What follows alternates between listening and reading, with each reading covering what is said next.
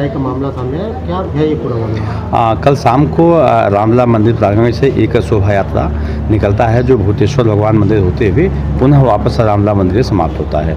इसी क्रम में जब वो शोभा यात्रा रामलला कैंपस भूतेश्वर कैंपस में पहुंचता है तो वहाँ के जो महंत हैं उनके बेटे गोलू वो उनके द्वारा भगवान को टच करने छूने का प्रयास किया गया, अपना चरण स्पर्श करने का प्रयास किया गया।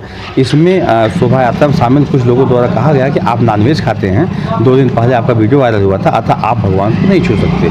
इसी बात को लेकर दोनों पक्षों में कुछ कहासुनी हुई थी। मौके पुलिस थी, तत्काल उनको हटाया गया और शोभा यात्रा आगे बढ़वाया गया। शांति व्यवस्था कायम है, किसी भी प्रकार की कोई वहाँ पे वो नहीं है और उनमें उनको वहाँ पे ला करके 151 कार्रवाई की जा रही है।